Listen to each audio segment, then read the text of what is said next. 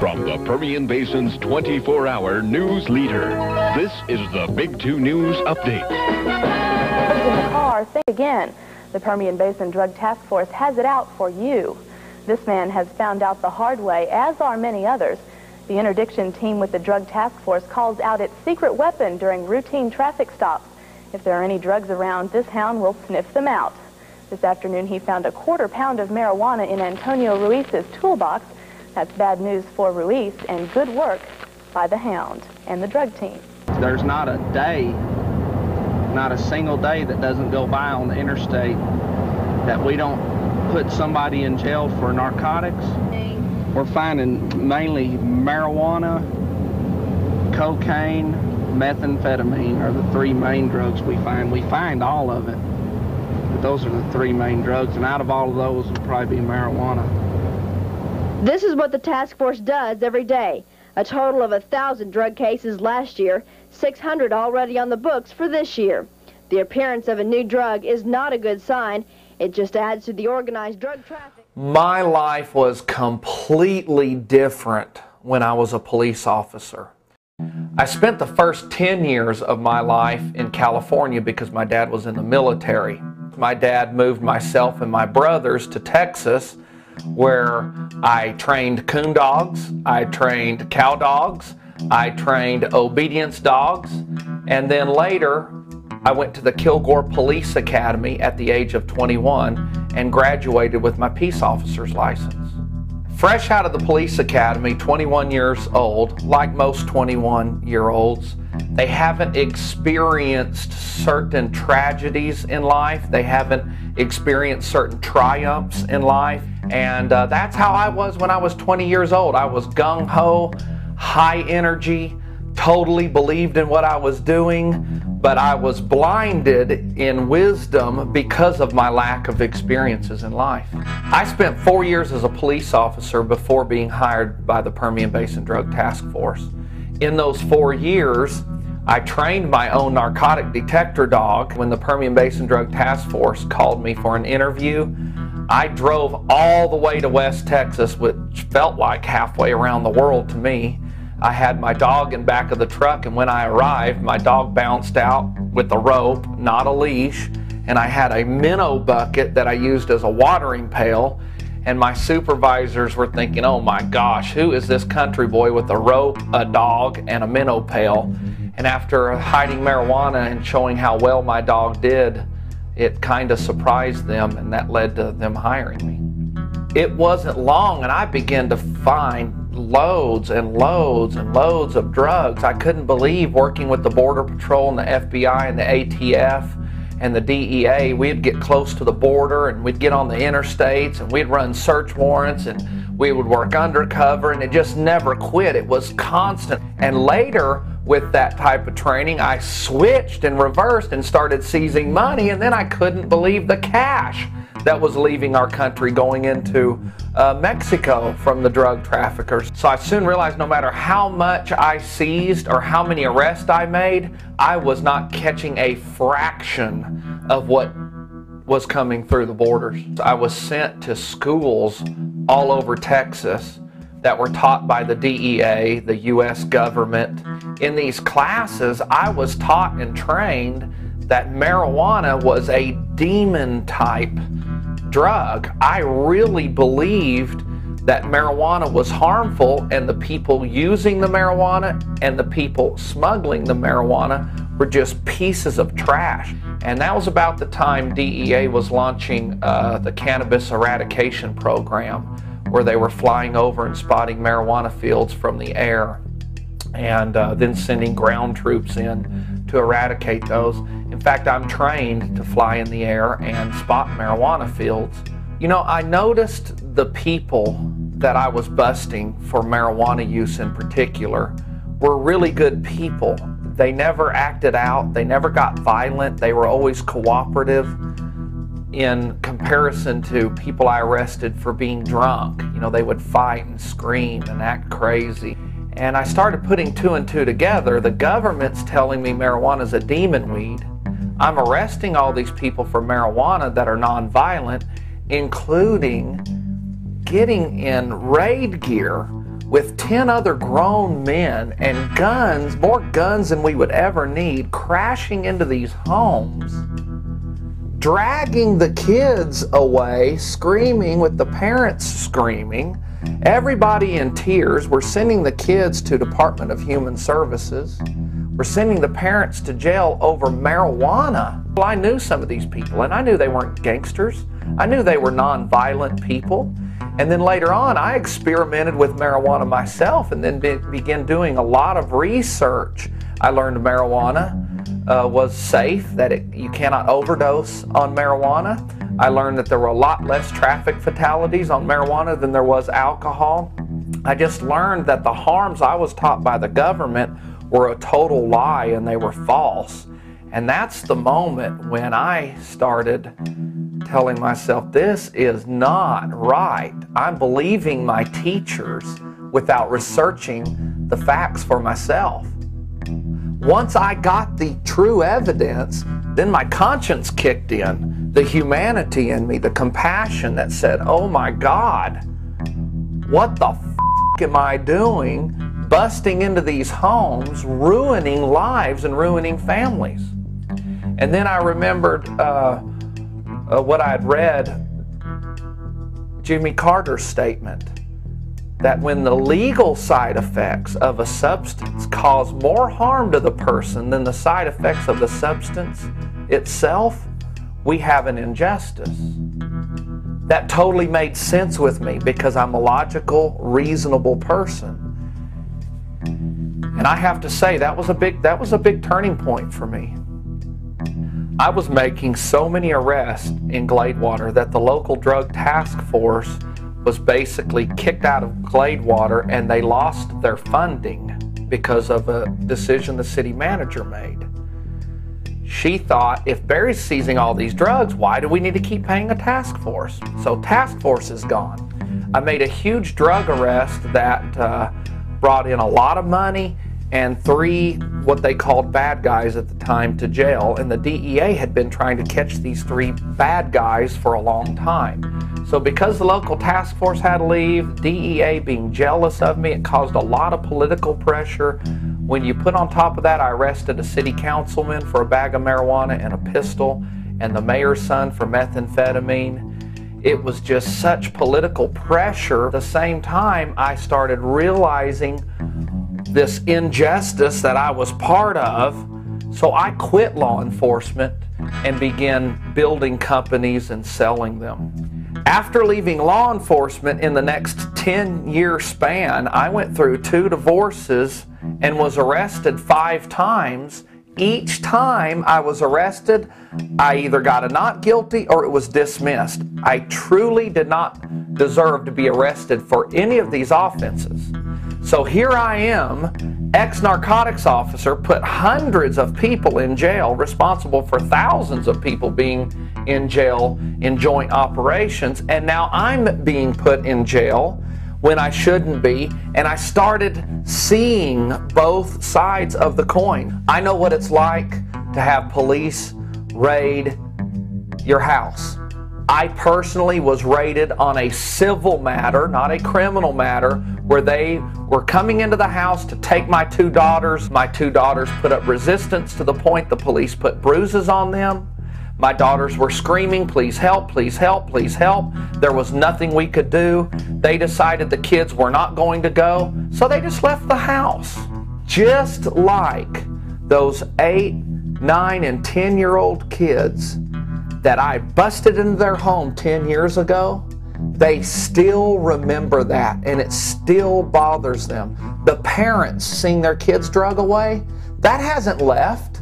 They might be out of jail now, they might not be, but that trauma of having police enter your home uninvited puts a permanent wound, a permanent scar into the spirit and the soul of a human being. It's serious and it's sad. Now I'm 37 years old. I sold all of my companies, including a successful cage fight company that we started where we did mixed martial arts shows all over the South. I needed another project to work on but the next project, I wanted it to really help people. I put 2 and 2 together with my experience as a police officer, and then the last 10 years, the 5 arrests I've had, it got topped off when they put me in jail for not returning Jeepers Creepers 1 and Jeepers Creepers 2 on time to a video store. I was arrested for theft. Later, the charges were dropped and I got my money back, but I still spent time in a jail with 20 other inmates because I didn't return DVDs. It was clear to me that our Fourth Amendment rights of unreasonable search and seizure or search and arrest were so eroded, and the courts were doing nothing to protect my rights against these unreasonable search and seizures, that I decided to do something about it by putting together a DVD full of information that nobody else wants to tell to protect ourselves from these unreasonable and crazy police arrests. The response has been tremendous. Sales went through the roof when this DVD hit the world news media. I have not stopped doing interviews. I have a national voice now to speak out and say what thousands of Americans in our prisons want to say but can't say. It is clear to me, and it is becoming more and more clear to everybody, including law enforcement, that the punishments of marijuana do not fit the crime. For instance, in my state, if somebody's caught with as much as a marijuana roach in their house, upon conviction, they lose their driver's license for an entire year. Yet, in the same state, somebody can be convicted of child molestation, receive probation, and they never lose their driver's license. I also learned, according to the Center for Disease Control, that 18 million Americans smoke marijuana every day, and 42% of Americans from the age 12 to infinity have tried marijuana at least once. So that's almost half of the U.S. population. I don't believe that nearly half of the American populace belong behind bars. It's ludicrous, it's crazy, it's not right. So now my work is finished. The DVD is in your player. We're going to talk about canines. We're going to talk about concealing your stash. We're going to talk about search and seizure. We're going to talk about profiling. You're going to watch actual traffic stops of me arresting people for marijuana. And finally, if you didn't take the advice of all the above and you get busted, we're going to walk you through that also. Grab some popcorn and your favorite cold drink and let's get started.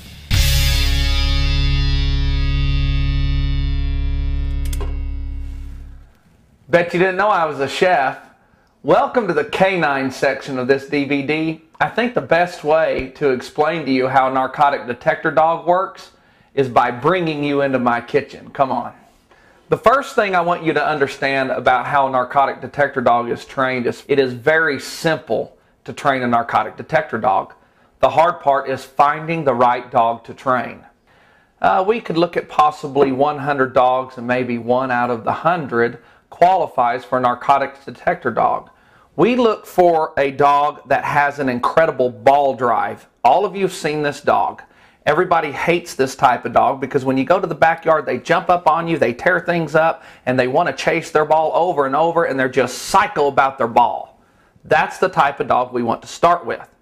Then the officer simply scents the ball or the toy with marijuana, and the dog begins to believe his toy that he has this crazy drive to get smells like marijuana. See this pot of stew? Well, humans, we see carrots, corn, potatoes, gravy. We see all these substances, but we only smell one odor: stew. A dog is just the opposite. He can't see very well. He sees in shades of gray and black, and he cannot see 3D. He sees flat. So his eyesight is not good, but his nose is excellent. When a canine smells this stew, He smells corn, carrots, potatoes, gravy. So he can separate odors just like you and I separate the ingredients by sight. Knowing this principle that a dog can separate odors like humans see, you should be able to draw the conclusion that masking substances do not work. So to answer the age-old question, do coffee grounds mask the odor of marijuana? Absolutely not. I've had my dog alert on bricks of marijuana that were wrapped in cellophane, then layers of coffee grounds, then mustard,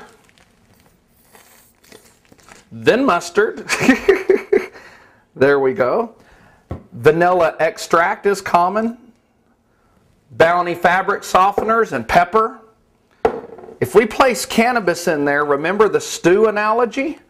The canine can go, oh, mustard, oh, coffee, oh, vanilla, oh, Bounty fabric softeners, oh, the marijuana, and give an indication. So these substances do not work when it comes to trying to fool a canine. Oftentimes, people trying to mask the odor of marijuana use petroleum products, gasoline, things of that nature, or some kind of strong cayenne pepper, because a dog's nose is very sensitive, and when he comes across these items, his instant reaction is to jerk back. But that doesn't work either, because we're trained as narcotic handlers to watch this type of reaction, and when the dog makes it, it makes us suspicious. Okay, the question is often asked, how did the canine smell through the gas tank, through the gasoline, through the PVC pipes floating around in the gas tank, and indicated on the marijuana inside the PVC pipe? I'm going to explain that to you. The dog cannot smell through anything, but odors permeate. And the example I would use when I was teaching law enforcement principles of canine, I would get a Ziploc bag, and I'd either get marijuana or tuna fish or sardines. And I would place them in the bag just like that and Ziploc it. I would pass this bag around to the entire class and ask them to smell it. You cannot smell the sardines at this moment. At the end of the class, I would pass the same bag around, and a couple hours later, the sardines could be smelled. Which brings me to this point.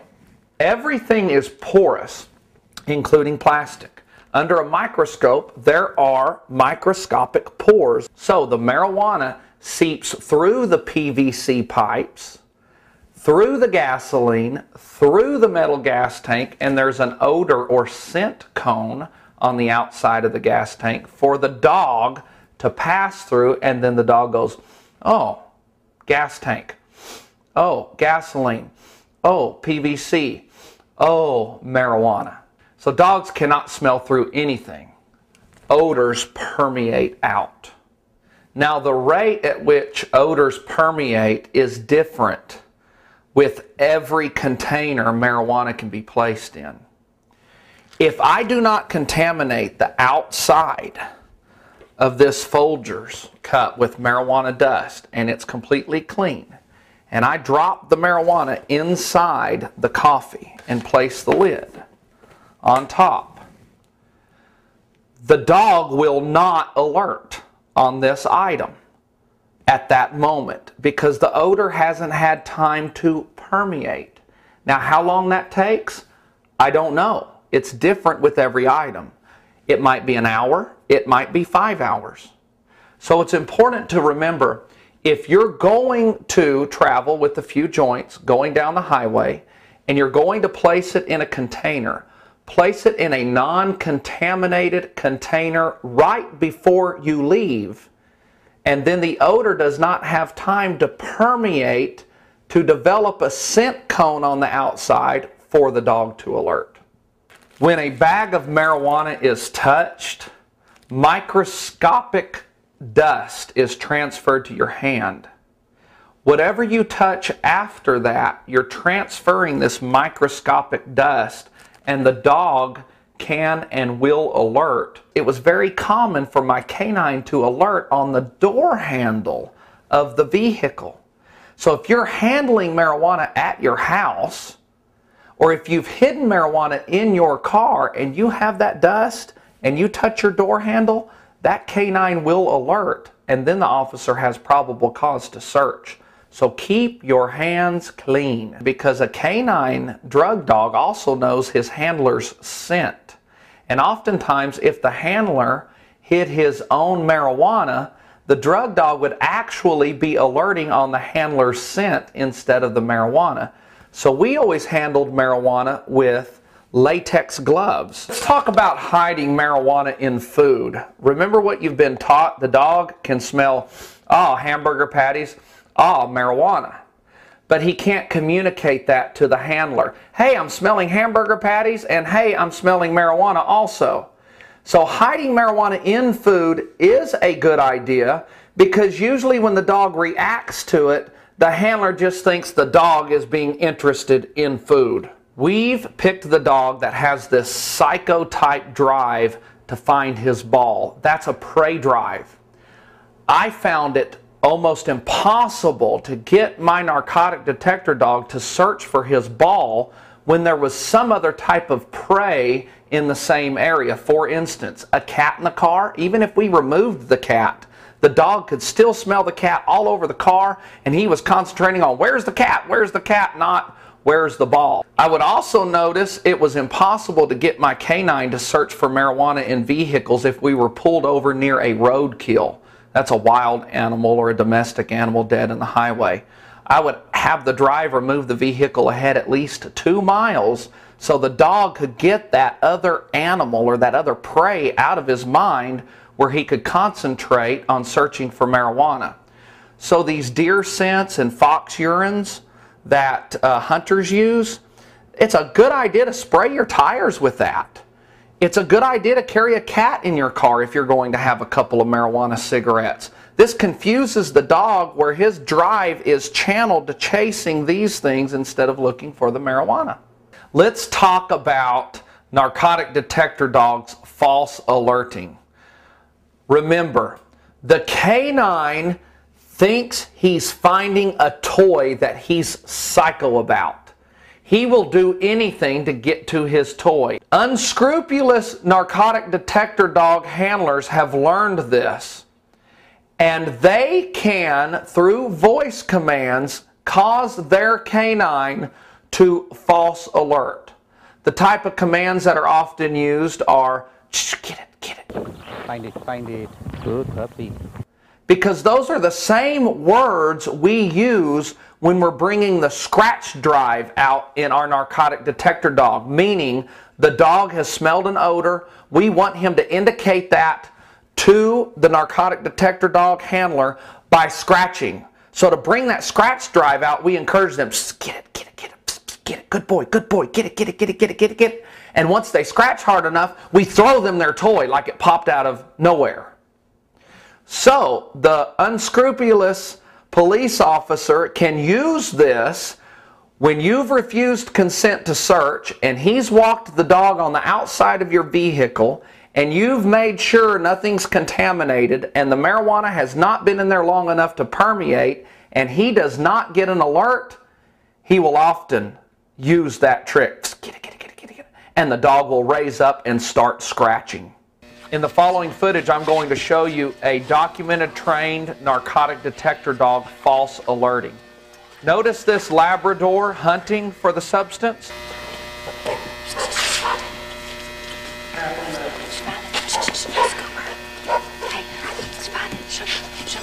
Good. Show me. Good boy.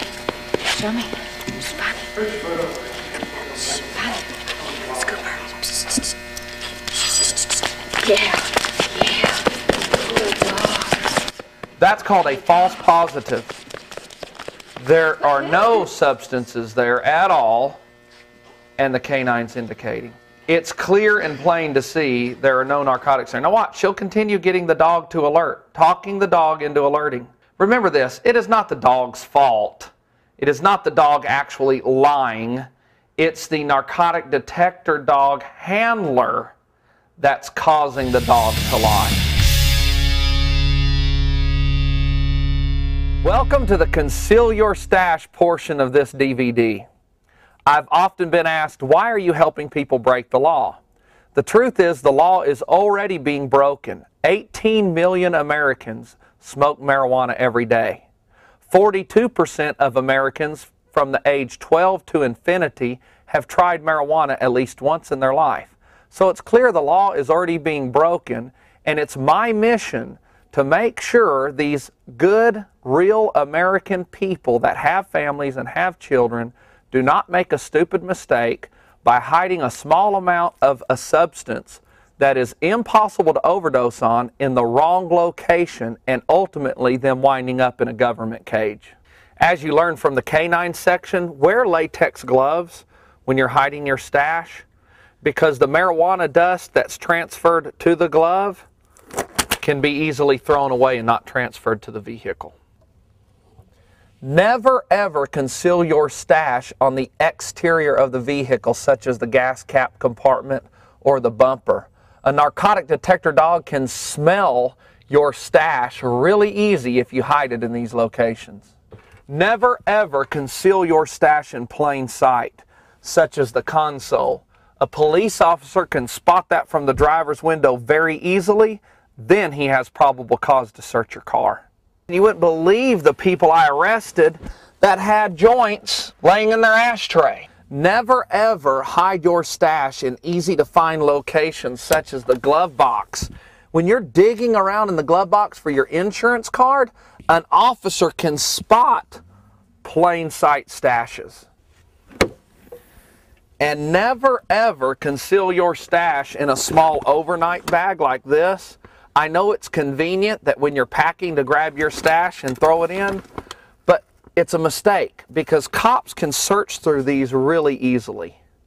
It's a really good idea to hide your stash in hard to find places, such as way under the dash.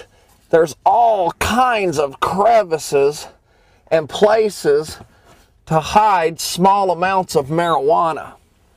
As a successful interdiction officer, I would reach my hand in the dash to feel for a pound of marijuana, a large amount, but I would never take the time to look in every crevice for a joint.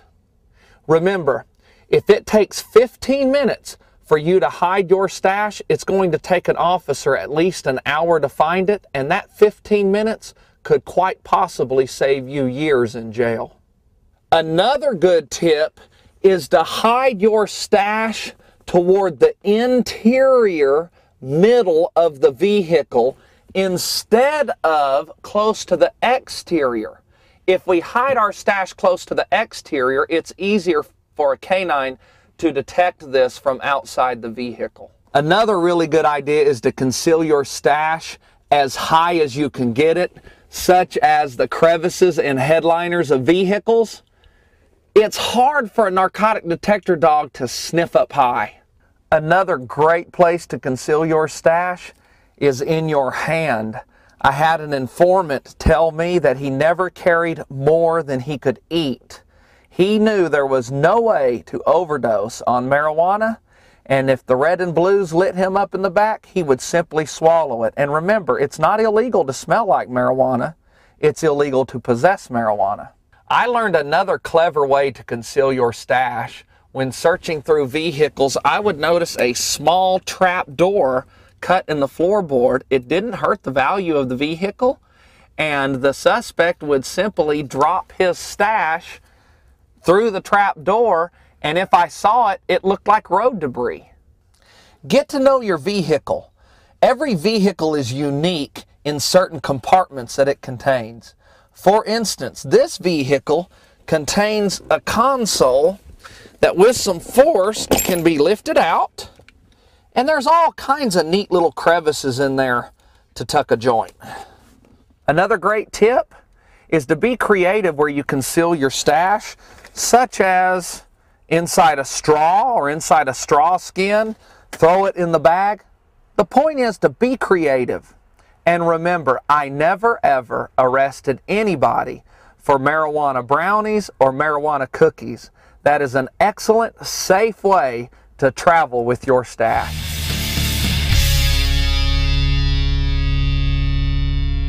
Welcome to the search and seizure section of this DVD. There are 3 things that are vital that you must learn about search and seizure law: reasonable suspicion, probable cause, consent to search. Let's concentrate on reasonable suspicion and probable cause.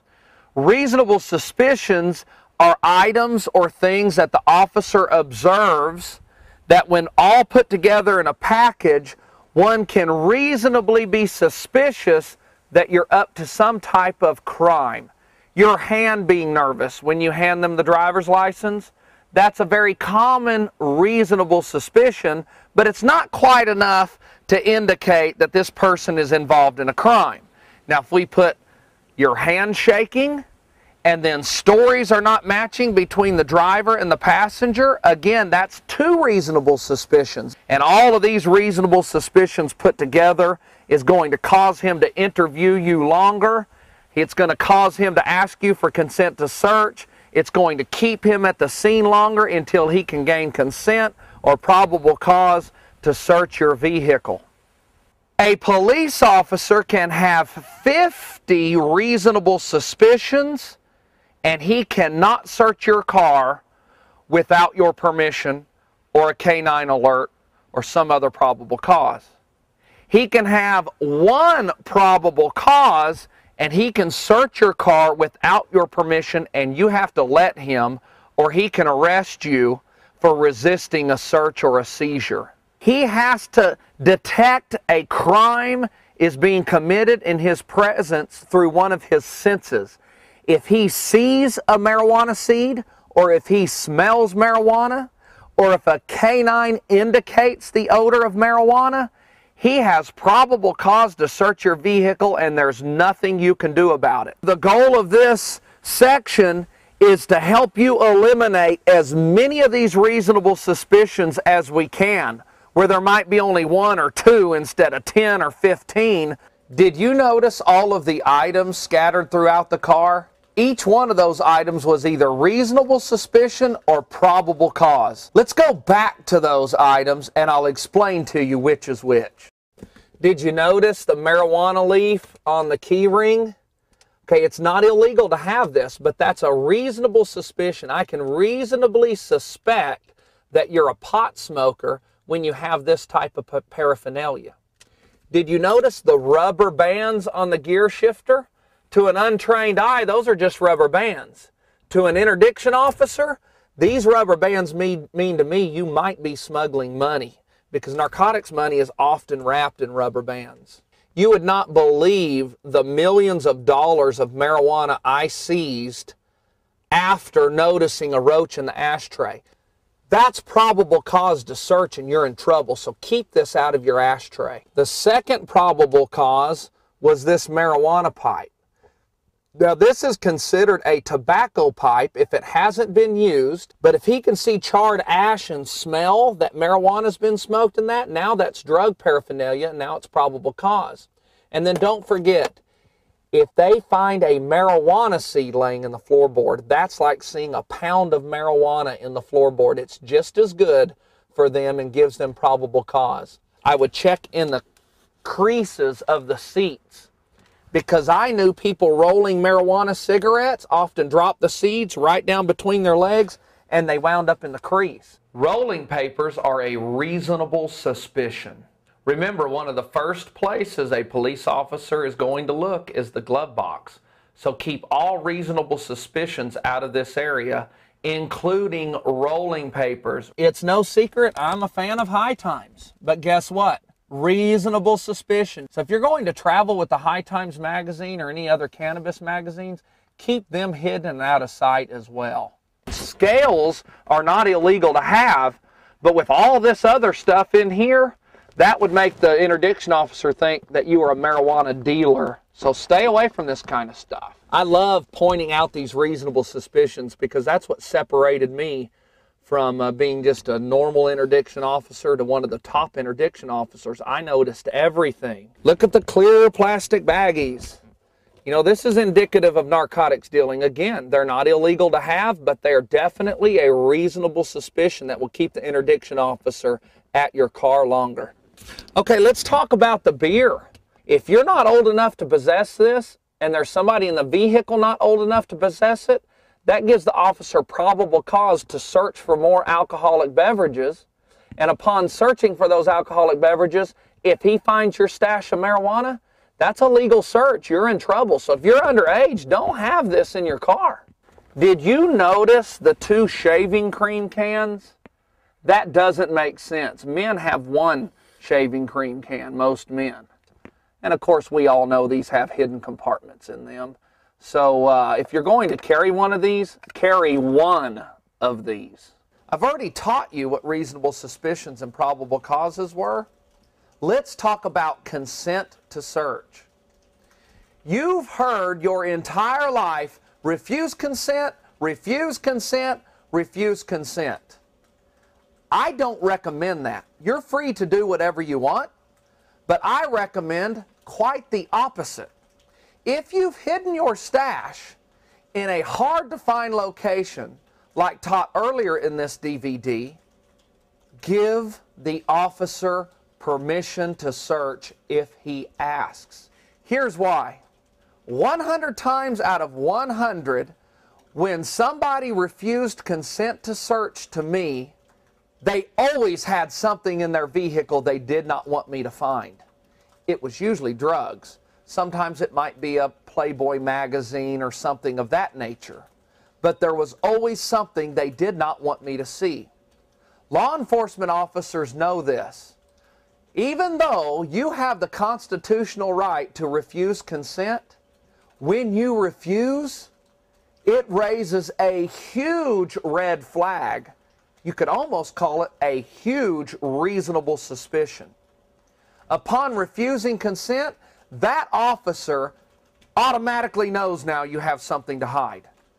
If you simply say, go ahead and search my car, he's probably going to make a quick cursory search and then you'll be on your way. If you refuse consent, he can do a weapons pat-down search of your vehicle without your permission, and upon patting the interior of the vehicle down for weapons, if he finds a marijuana seed or a marijuana pipe or something of that nature, or if he smells marijuana, then he's going to search your car without your permission. If you refuse consent to search, he's liable to get a narcotic detector dog to walk around the outside of your vehicle. If that dog fails to alert, as you learned in the K-9 section, he could quite possibly cause that dog to false alert. Then you have no choice. He will also invite numerous other police officers at the scene. The call goes out on the radio. I've heard it 100 times. I have a refusal. I have a refusal. And police come from everywhere to figure out how to get in that car, and then they begin a real detailed search. So remember, if your stash is hidden well, like taught to you in this DVD, my recommendation is to give permission to search.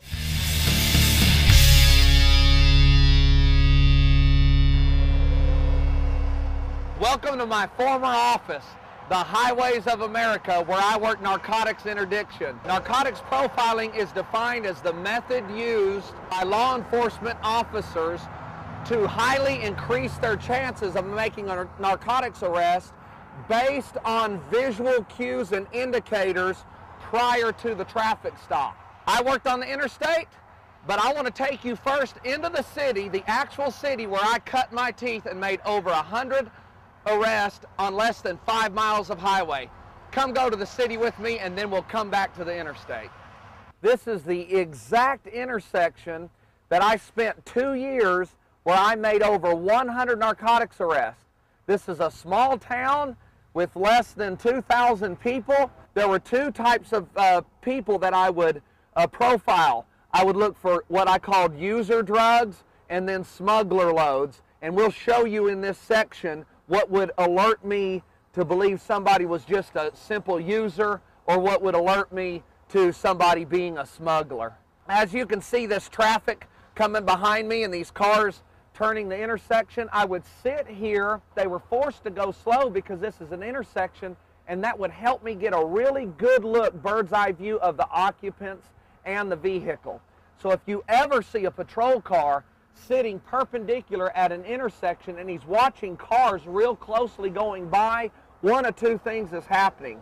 He's trying to interdict people for narcotics, or he's gotten a BOLO, a be on the lookout, dispatched to him of possibly somebody that was involved in a gas drive-off or some other crime. While I'd sit at this intersection, I didn't like stopping the people that lived in Big Sandy. You know, I was trying to catch the larger loads going north and out of towners with marijuana. So if they weren't familiar with this intersection, if they weren't from Big Sandy, I could tell by the way they navigated this intersection. They would be somewhat confused, and they wouldn't use their turn signal, or they'd get in the wrong lane, and I instantly knew they were not a local person. Okay, now this white SUV coming through here looks like a Tahoe. He's not using a turn signal, and I noticed it was a single male, Texas plates, probably from out of town, but his age, he was a lot older. It just didn't strike me as somebody I would stop.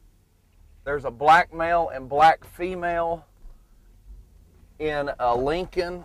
That car's interesting to me, and again, this is not racist. I arrested more white people than I did blacks. My record's clear on that. I am absolutely not racist. There are racist police. I don't care what they tell you, that they've had the training, that they're not racist. They are racist. Not all of them, but a big majority of them are. They do pick on black people and Mexicans, period. I've seen it with my own eyes. That's still happening today. At this time, I'd run a license plate check. And, well, no, I wouldn't need to. There's a Car-Mart sticker. I know Car-Mart is a local car dealership. They have one in Longview and Tyler, but they also have one in Arkansas. Speaking of stickers, if you had a DARE sticker or a Say No to Drugs sticker, that alerted me to you. And you would not believe the people I arrested with those type of stickers on their cars. Cops do not trust people, period, because they get lied to every single day. Pretty soon, after 2 years of nothing but lies, you could be telling them the honest truth, and they don't believe you. You have to prove yourself innocent. And that's unfortunate. Instead of them proving you guilty, they automatically assume you're guilty. Now, that was a white female. At first, it looked like a white male with long hair. White males with long hair, I stopped them all the time. Hair like mine, I would have stopped me. They won't smuggle in a really nice vehicle in case they get busted. There's not a nice vehicle for law enforcement to seize. So we're going to catch up to these two. He navigated that turn very well. I need to get closer to the vehicle and start reading bumper stickers, license plates, things of that nature. And again, I'm at a disadvantage because I'm in a Suburban and not a patrol car. If I were in a patrol car, I would have them really nervous right now. They just bobbled that line. That's enough for me to initiate a traffic stop. But at this point, I actually wouldn't. I'd watch them for a while. If you can zoom in on that sticker up on the corner, the rear window, if that is like a DPS, we support DPS troopers sticker, we donate to some kind of law enforcement agency, that is a heavy indicator to pull them over. Any support of law enforcement that they're advertising automatically makes me suspicious. And I'm starting to feel that same adrenaline being released into my body, and that's what kept me going in law enforcement. When you ask a cop, why do you want to be a cop, or why are you being a cop, or why are you working narcotics, their answer always is, I want to help people and I don't want drugs to get into the hands of the kids. That's all bull crap. They're out here doing this because of the adrenaline rush. They're actually drug addicts themselves. If I injected you with adrenaline, certain doses every day and all day long like a cop gets, you would become addicted to that adrenaline and need more and more and more and more of it. That's why we have to elevate ourselves to more dangerous things to get that rush of adrenaline. When you first break out of the academy, writing a simple traffic ticket, your hand shakes and you get that adrenaline rush. Well, after 500 writing tickets, 500 times writing tickets, it's no longer a big deal to you. So the next thing, you need disturbance calls to get that same adrenaline rush. Then you need fights. Then you need car chases. And what happens without law enforcement recognizing it, this happened to me, I needed so much adrenaline. The only thing that pumped me up were busting people for narcotics, fights, and car chases. When you find drugs on somebody, you're supposed to handcuff them right then. Well, I would leave the cuffs off of them and say, you're under arrest for possession of cocaine, and give them a chance to run or to fight, because that gave me that adrenaline rush that I needed, because I was addicted to the adrenaline. Interdiction officers, narcotics officers, are not out here to help American people, and they're not out here to keep drugs out of the hands of school kids. Drug dealers are not dealing drugs to your 10-year-old on the playground. For one, 10-year-olds don't have any money. For two, 10-year-olds are not doing the drugs. That's all a government ploy. Oh, they're killing our kids. That's a lie. That's just a good thing to say. That's just a mask to hide behind the cruel and unjust war on drugs. It's absolutely not true. Cops are out here doing this for the fame of it, and for the adrenaline rush, and for the peer acceptance. Because after there's a big drug bust, there's a big party, and that officer is considered a celebrity for that moment.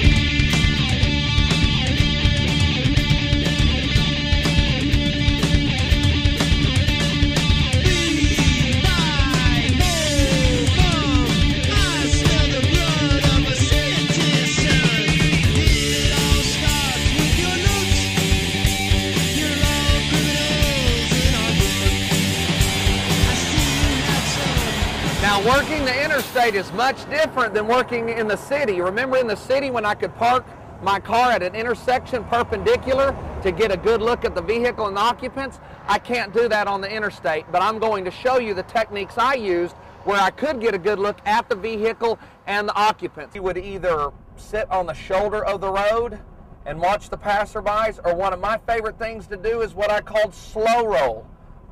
You've seen officers do this before. I would be in the right-hand lane, and I would slow down to 40 miles an hour. So if you ever see a law enforcement officer slow rolling, wanting cars to pass him, that's probably what he's doing. There's somebody without a front license plate, a van, Florida plates. Those are hot tags. That van is large enough to carry large amounts of marijuana. Now my goal is to get up beside the van and look at the occupant, and that is he's an older man. I am not interested in him. Young man in his 30s driving that kind of van, that would look odd to me. I would light him up. Okay, these guys I would consider users. I would automatically assume they were a pot smoker. You know, they party. They would definitely be pulled over if I were looking for somebody that I thought was just a user. And I have jailed many, many users, unfortunately. Remember, narcotics flow north and east because they come from Mexico. The money rolls south and west. My supervisors, after they saw all the narcotics I was seizing, they called me in the office, asked me to switch sides of the highway and start looking for cash. We needed the cash to stay in existence. And I could earn my salary for an entire year in one traffic stop. Then everything else I seized after that was for dogs, guns, patrol cars, other officers' salaries, things of that nature. I was working in Odessa on Interstate 20. The population of blacks was very low, not anything like East Texas. Blacks with dreadlocks and New York license plates came rolling through I-20 out in the desert. I lit him up. He got out of the car. He said, "What's up, Mon?" I almost told him, "Get in the car, you're under arrest." Hot target right here. Running disabled vet tags. My father is a vet. My brother is over in Iraq fighting the war. However, a lot of the Vietnam soldiers that fought in the Vietnam War, they became addicted to heroin and things of that nature. It's everybody knows there were a lot of pot smokers over there. Nothing wrong with pot smokers, but when I was a cop, a disabled vet tag meant Vietnam veteran to me. He fought for our country, but it didn't bother me a bit putting him in jail. I was wrong. Corvettes are just cop magnets. Happens to be one of my favorite cars.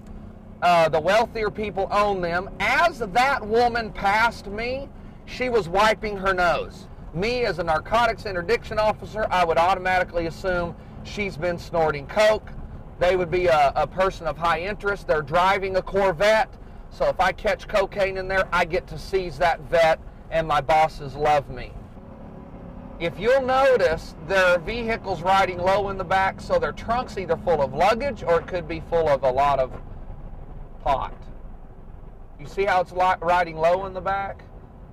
I got a 300-pound marijuana arrest simply because the van was squatted down in the back. And that's a single white female with Michigan tags. She had glasses on, and she just didn't look like the partying type or the risky type. She looked a little more reserved. She looked like a librarian to me, so nothing about her interests me. Noticed the Dodge car ahead of me occupied by black people, then this car's occupied by black people. A lot of times narcotics traffickers follow each other. Somebody will follow the load car to make sure the driver of the vehicle with the load doesn't steal the marijuana. So two vehicles traveling down the interstate with similar occupants in the same lane lights me up. I would stop both of them, and they're switching lanes in and out together, which would indicate they're following each other to me. Trooper just sitting there in the rain, he is not working narcotics interdiction because it's unsafe to sit on the side of the highway like that. So remember that. In the rain, you're a lot safer than if it were a sunny, nice day outside. Interdiction officers just will not get out in the rain and search people.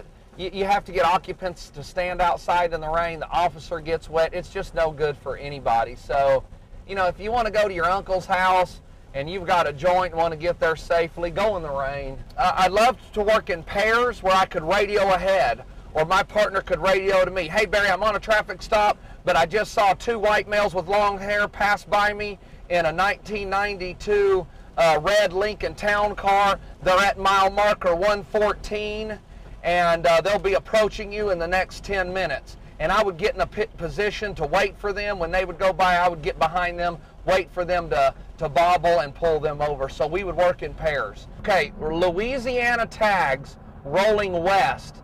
Two young white males. This would be a money load. I'm thinking they're carrying money to Dallas to buy drugs to carry back to Louisiana. Now get a good shot at these two white males. See their age group. They're younger. In fact, he is rolling a joint in his lap right there. Lift up your camera. They're wondering what we're doing. If we were police officers, I would have them pulled over and they would know what we were doing. Okay, now see, that's a good example of what not to do. Do not drive down the highway rolling a joint. If I were in a marked patrol car, of course he wouldn't be there rolling that joint. But he never even looked up for a long time, and then we looked up, they were surprised. Here we are making this DVD, and wham! There are two young men, probably really good people, that could ruin the rest of their lives because of a stupid mistake. Is that a college sticker on the back? Some kind of sorority, fraternity? Okay, marijuana smokers. College kids and fraternities smoke marijuana. What do we have in the back seat? Two females and two males. Yeah, these are college kids. Okay, yep, I would have pulled them over. Good group of kids, getting an education, not harming anybody, driving down the highway, probably have a little pot, and here I was ruining their lives. The important thing to remember if you are carrying marijuana in your car, you want to blend in with the flow of the traffic. Travel when rush hour is high and there are a lot of vehicles. You want to look like everybody else. You do not want to stick out. I'm lit up on this truck pulling a boat. And what's bothering me is the boat does not look like it's been used. I would pull this vehicle over, and then my first question to the driver, away from earshot of the passenger, I would ask the driver, have y'all been fishing? And if he says yes, I know he's lying. But notice the Texas tag on the boat, but Mississippi tags on the truck. So that automatically makes me think he drove from Mississippi down here to pick up a load of marijuana. They had the boat rigged with hidden compartments already loaded. It's got a Texas tag, and he's pulling it back to Mississippi. Sometimes we can drive too careful when we're trying not to get pulled over. Don't drive too careful. Drive like everybody else. Drive normal. Don't do anything to cause attention to yourself. If a police officer does pull up beside you to look in your car just like I did, don't look straight ahead. Look, I want to look over so bad, but I'm not. Don't cut your eyes at him like that. He automatically knows you're up to something when you do that. You just look over at him like normal and look straight ahead like you would anybody else. I know that's hard to do, but do it. Jesus fishes light me up just like I support my local police department sticker or say no to drugs sticker or dare sticker, Bible in the car, that type of thing. That just makes me even more suspicious. This is what profiling is. It's what law enforcement officers do. When they look at you, they automatically start judging you in their head and categorizing you into what classification of criminal you might or might not be. That's what profiling does. We take in all these visual indicators and process it through our minds based on our experiences and our prejudices, and then we draw a conclusion on what we think that human being is based on just what we see. I know it sounds crazy. It's not right, but that's what's happening. Okay, I don't want to take valuable time on this DVD to walk around a vehicle and explain to you how your lights need to be working, your license plate needs to be securely attached, and all that stuff. You already should know that. Make sure everything works on your car, but remember this too. Your car can be in perfect order. You cannot make one single traffic violation, and if an interdiction officer wants to stop you, he will lie and say you failed to maintain a single marked lane or something else like that. So don't count on good driving and a car being in good shape as keeping you out of a traffic stop.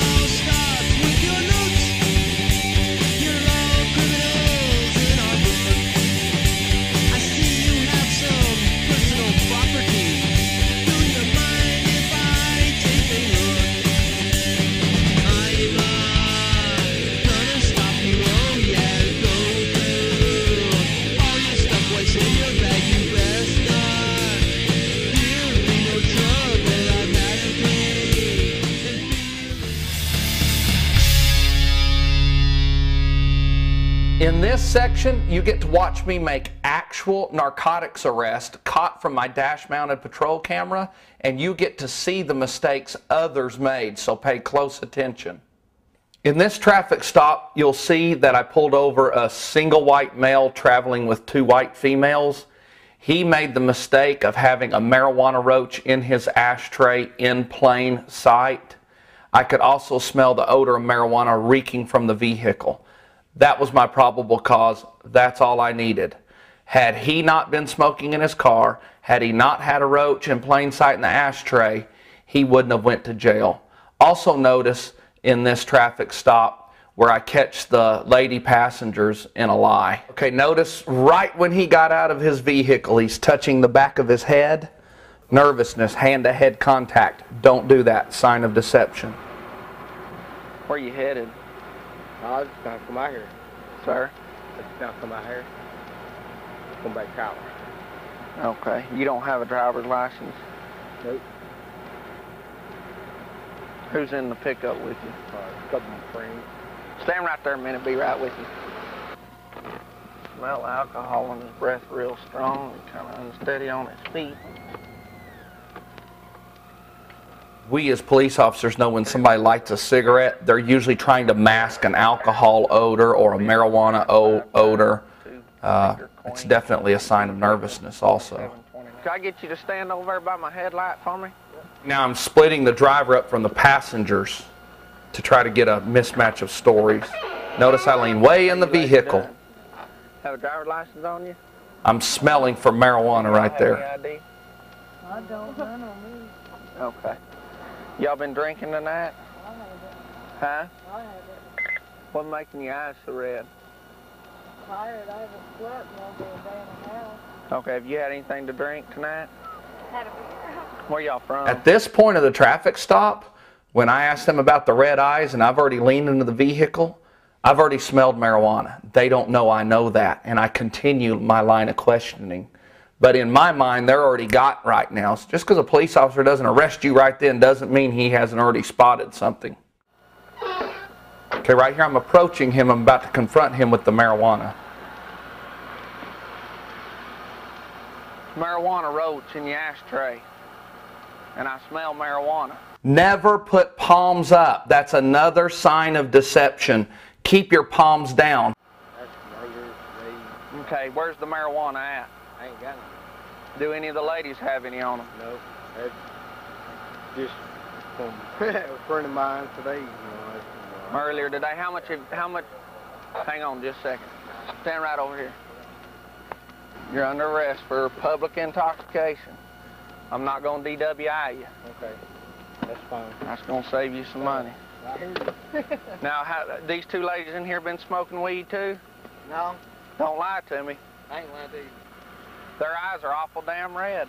So now I'm approaching the truck to talk to the ladies to try to get a mismatch of stories and to see where the marijuana is. And you'll hear that I lie to these ladies to try to get the truth. Ladies, any y'all got any marijuana on you? No, sir. You can check me.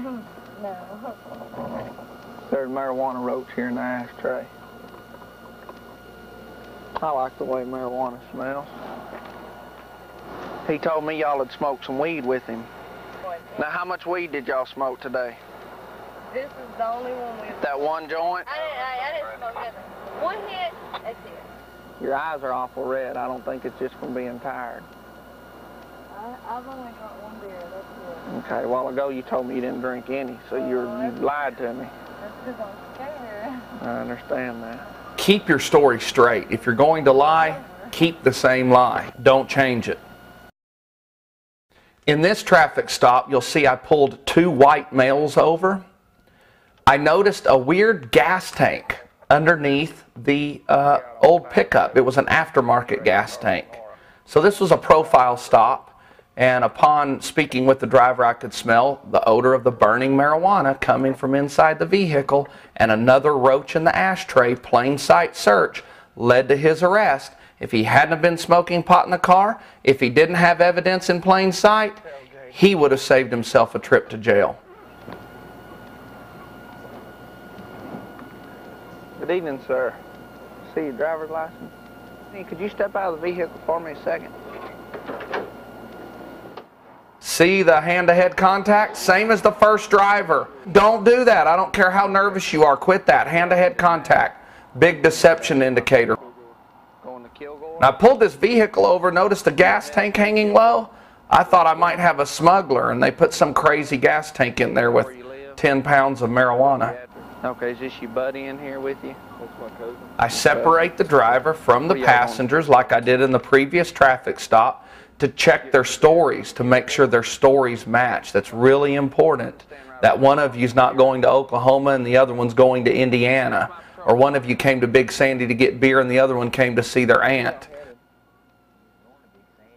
And notice I'm leaning in the window really far again while I'm talking to the passenger. And you're going to notice I asked the passenger for the insurance card in the glove box. Usually the passenger does not know where the insurance card is, and he'll open everything and dig around and look. Plain sight for an officer to see. A copy of his insurance in the glove box. Is that it right there? Okay, you mind opening the glove box for me? Okay, what kind of cigarettes do you smoke? Marlboros? Is that the only kind you smoke? Go ahead and stand right here for me. Is that the only kind you smoke? Yeah. Did you see I asked him, is that the only kind you smoked? And he walked away.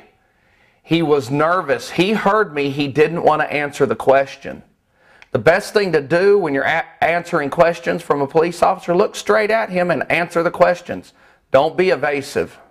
I saw something in your ashtray I'm going to take a little better look at, okay? It looks like a marijuana roach. I'm going to take a look at it and see what it is, okay? Now I'm almost sure that's a marijuana roach in the ashtray. So remember, police officers are asking you questions for a certain reason. Go ahead and pull that ashtray out for me if you would. This traffic stop I made, single white male driver, headed north. He was running a paper tag. Paper tags are high-profile targets to narcotics officers. It's oftentimes narcotics traffickers, instead of registering a vehicle in their name, they'll just run a paper tag. So that alerted me. And then notice, right when I pull him over, he gets out of the vehicle and starts walking toward me. Don't do that. Stay in your car. Anytime a driver would hop out of their vehicle real fast and come straight to me, it made me think there's something in the car they didn't want me to see. And you'll notice that's what happened in this traffic stop. There was something in there he did not want me to see. See there? Road testing and demonstration only. Yeah, it is. Do you have a copy of your insurance? No, he didn't put no insurance. Okay, check in the glove box for the registration. Just started today. Hold on, don't move. It was a pistol in the glove box. I couldn't tell if he was reaching for a pistol or something else, but it got serious. Come on, step out. Stand right up there for me. Go ahead. You don't have a weapon on you or anything, do you? No, man, I didn't. Okay. You knew it was in there. Well, I didn't fill out. Okay. I did put it in there. Okay. Stand right up there in front of the vehicle. I forgot all about it. Yeah. Got any more weed in there besides that little one-hit pipe? Is that it? I ain't got nothing. Yeah, you got some weed in there. Come here. He had a marijuana pipe in the glove box with a handgun. We can win this battle and get marijuana legalized without showing any violence at all to law enforcement. So remember, do not carry guns. You ever been arrested before? What for? Yes, sir. What for? What for? Marijuana. And where's it located? In my sleeping bag. In your sleeping bag? Okay. All right. Is that all you had? This next traffic stop you see my partner made on two white males traveling together, they made a lot of mistakes. They had marijuana hidden next to a felony, LSD, 800 hits. Find it. Good puppy. No. We see that he throws the marijuana while the officer's not looking. Don't carry marijuana on your person where you're in that position where you have to try to throw it. That's not the time to get rid of the marijuana. After arresting these two individuals, my partner reviewed the video and saw where he had thrown it. He went back to the highway at the exact location and recovered the evidence. Don't forget, video cameras are watching you. You're both under arrest for possession of marijuana and for possession of LSD. Okay? Now, listen, guys. Y'all stand right here. I'm going to get your statement of rights out. I'm going to read your rights to you, okay? Now, that LSD is going to be a felony, son, here in Texas, okay? Need your camera. There are a lot of dynamics to this next traffic stop. 3 white males traveling westbound on Interstate 20. At first, I thought I had a small marijuana seizure. Later, we discovered a large amount of cash. There I go, leaning way in the vehicle again. Now, at this point, I've already smelled the marijuana. Now, I have all the passengers putting their hands on the seats or the dash. If an officer ever makes the passengers put their hands somewhere, he's alerted to something. Something's bothering him. I'm issuing a warning citation here. The Supreme Court has ruled that once a citation, whether it be a warning citation or an actual citation, has been issued and signed, at that moment the driver is free to leave. He can leave right then. Well, when we ask for permission to search a vehicle, it's important in court for us to be able to testify We asked permission to search at the time the suspect was free to leave. Then there's no coercion factors involved. In other words, I'm not saying, can I search your car? And the driver's still wondering, am I under arrest or not? That can be very intimidating. So remember, once the citation is given to you, you're free to leave at that moment. You can walk away. I've already smelled marijuana, but I want permission to search at the same time. I looked for 4 or 5 legal ways to be inside your vehicle, so I had an airtight case. I have probable cause because I smelled marijuana, and in a moment you'll see me get permission to search his vehicle.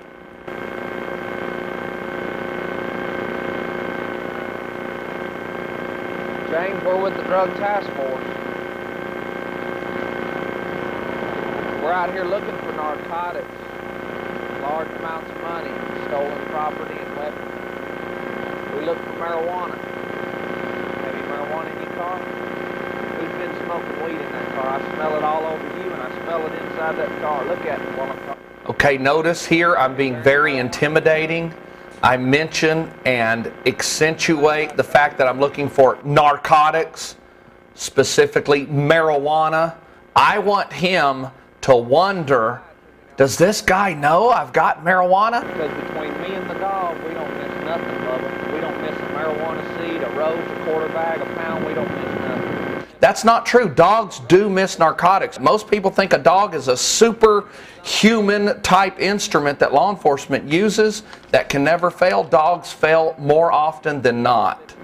You mind if I search you? Square up with me, James. Square up with me, bud. Okay. If you lies, we're going to put you in jail, bud. Here's your rolling papers. Where's your weed? Huh? James, I can tell you're lying.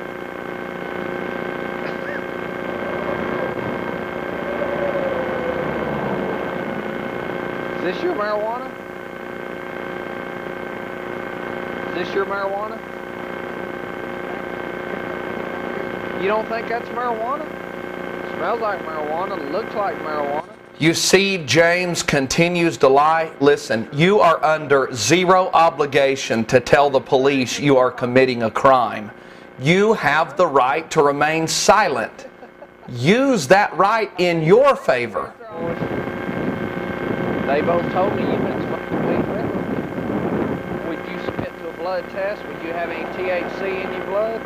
When I could not get them to admit to smoking marijuana, like you notice this passenger is doing, I mentioned a blood test. The only time they can draw blood from you is with a search warrant, or if you're involved in a traffic accident with serious bodily injury. You would believe the number of people that would admit to smoking marijuana for fear of me drawing blood from them. Not any weed in any of these bags back here? Now, I know we have a criminal case, possession of marijuana, small amount, misdemeanor. I want you to notice how attitudes and my partners and I demeanor completely changes when we locate the $33,000 cash, because it's switching from a criminal case to a civil case. We want that money. We want an airtight case. We want to seize that money and not make any mistakes for our commander. What's this? Jesus. How much is it? They are no longer allowed to talk to each other after this point. We want to seize the money. It's really easy to seize property, a lot easier than to seize a human being. No more talking. To seize a human, we have to have probable cause to the extent we believe we can prove it beyond a reasonable doubt. To seize money, it's a preponderance of the evidence, meaning we only have to show 51% why we think that money was gained through illegal activity. So now we're interviewing everybody. Now, where did you say you were coming from? And the questions never stop, and they just dig a hole deeper and deeper and deeper. This next traffic stop is a classic profile stop. I stopped this vehicle running a paper tag, traveling west on the interstate, occupied by 2 Mexican males. Actually, I was searching another vehicle when I saw it pass. I put down what I was doing and chased them. I pulled them over for going 68 miles per hour in a 65-mile-an-hour zone. Where y'all coming from? Okay, now right here, the driver's confusing me. He's having a hard time explaining whose car it is. His story was that he was going to El Paso, was going to drop the car off and fly back to Oklahoma. He shouldn't have said that, because that is exactly how traffickers work. They get the load vehicle to a certain location, and they either take a bus back, another vehicle, or an airplane. The reason I stopped you, I checked your speed at 68. I'm not going to write you any tickets, okay? Yeah, thank you very much, sir. Okay, I'm with the Drug Task Force. We're out here looking for narcotics, weapons, stolen property, large amounts of money. Mucho dinero. Did you notice he's free to leave? I told him I was not going to write him a citation. That's the same as writing him a citation. At that moment, he's free to leave. Large amounts of money would mean $10,000 or more in cash. See, people are taking large amounts of money that way to buy narcotics and carrying back to Oklahoma City. Can I search the car? Notice me shaking the spare tire. I lift the spare tire up and shake it. I know these guys have something. I just don't know where it is yet. We ultimately seized $95,000 out of hidden compartments in this vehicle.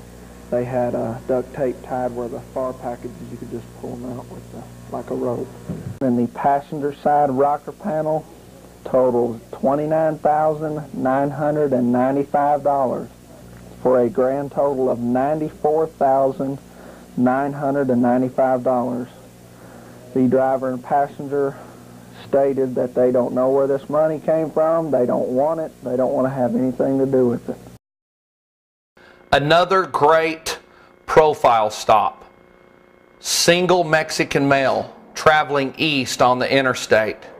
The way I knew he was up to something, he said he was driving the car to a gas station and he was going to leave the car, and then he couldn't explain how he was going to get home, whether he was going to walk or his girlfriend pick him up. I stopped you because you were speeding. You checked your speed at 68. I'm with the Drug Task Force. I'm looking for narcotics and weapons. Do you mind if I search your car? Is that okay? So go ahead and pop the trunk for me.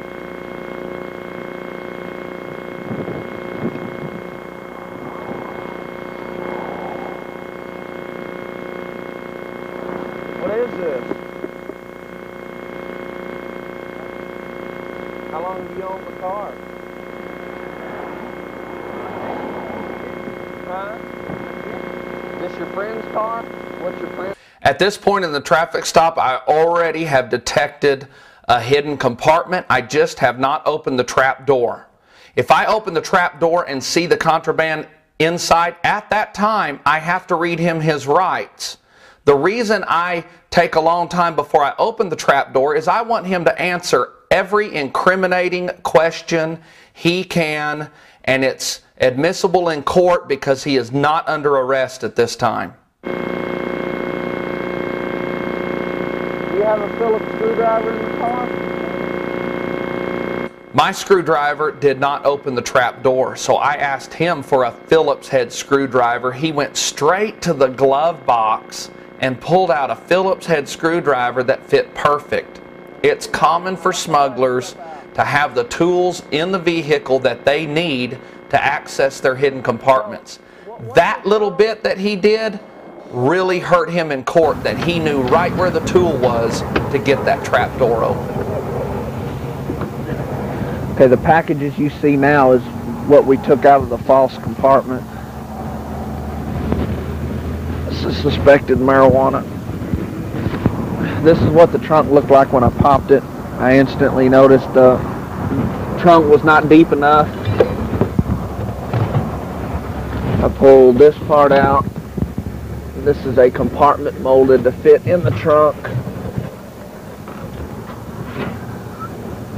On the back of the trunk was this trap door, like that.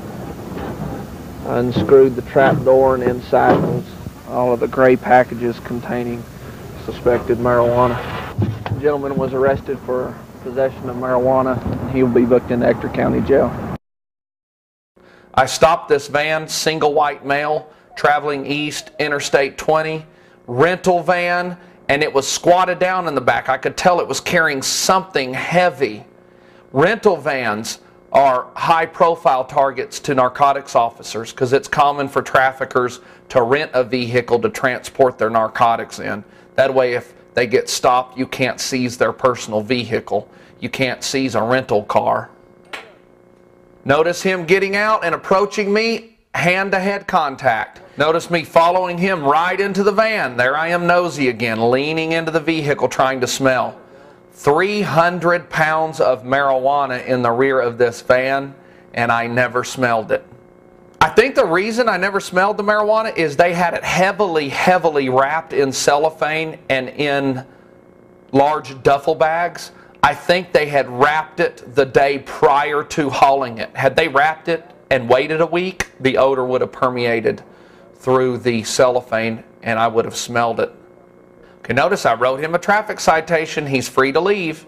He tells me he's coming from El Paso, going to Dallas, 2 major cities. Yeah. A lot of it coming from El Paso, going to Dallas. Yeah. Do you have any of those items with you? You mind if I search the van? That'd be okay?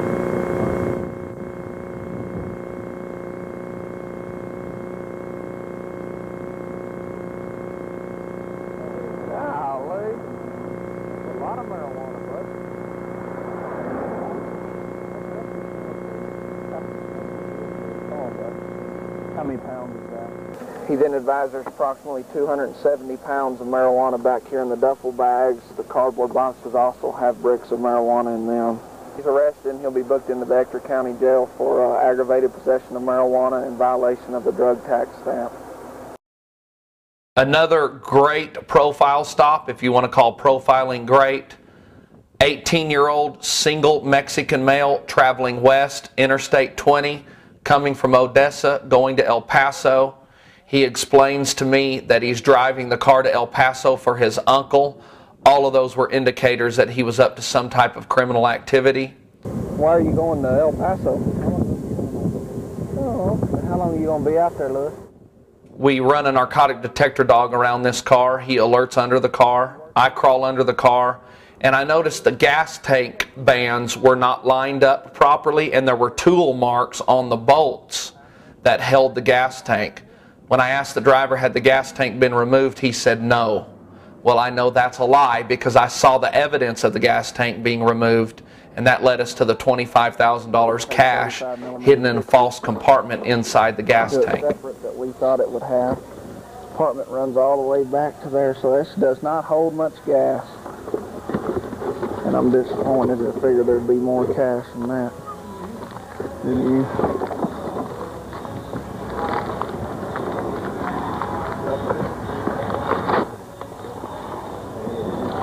I wouldn't be real disappointed. This is what it's all about. 2 busts in Odessa on consecutive days, a third in Sanderson on Tuesday. And it's evident that the task force's highway interdiction unit is running at full speed. So you got busted.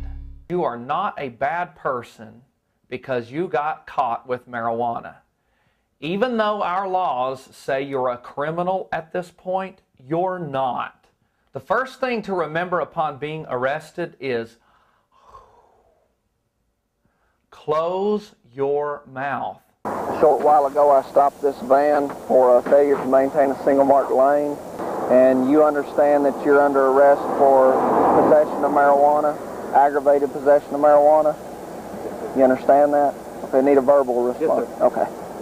The marijuana that we located back here, does this belong to you? No, it doesn't. Okay, do you know who it belongs to? No, I don't know his name. Don't know his name?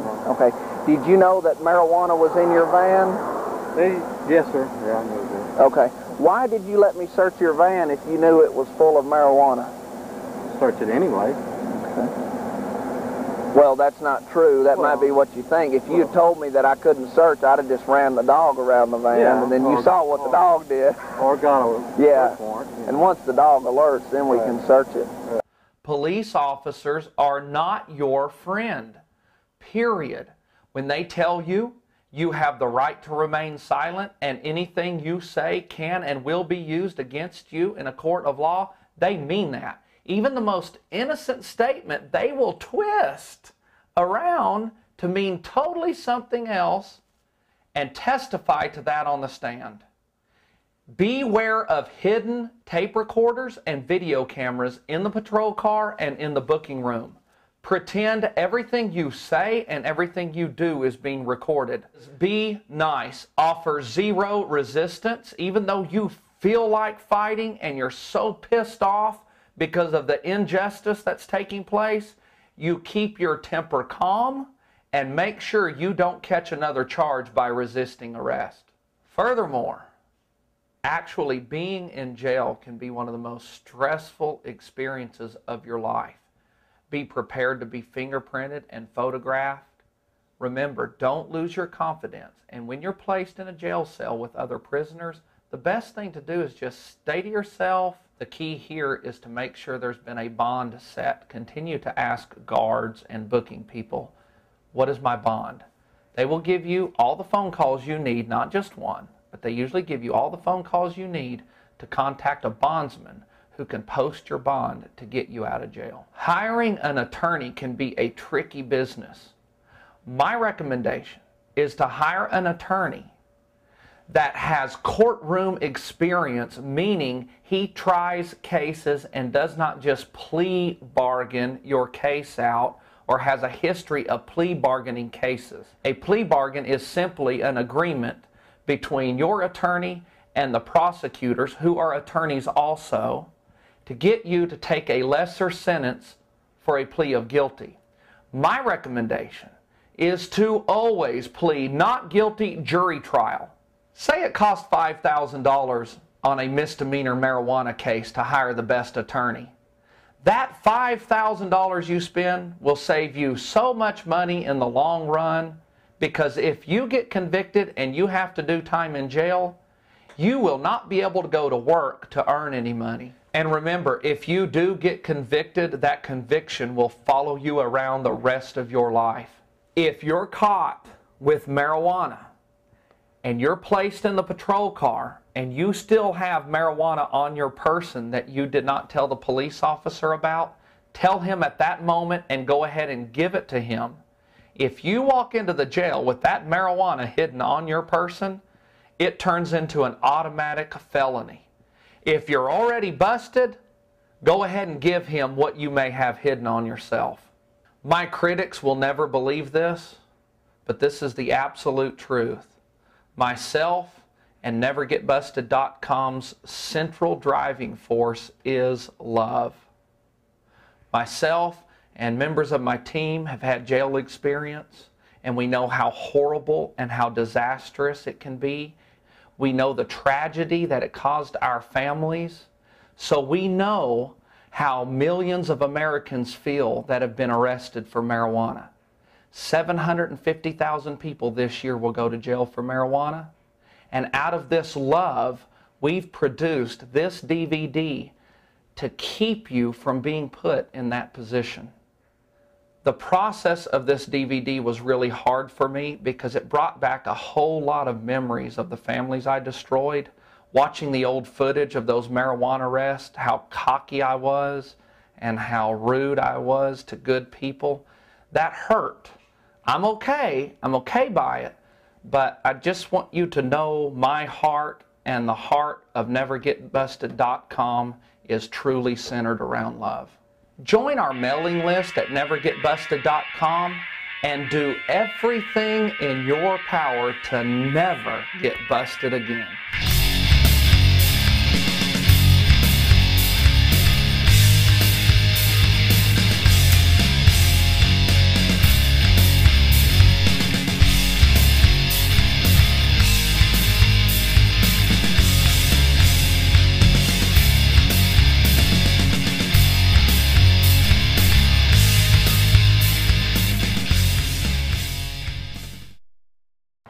We're out here on the highways of America where I had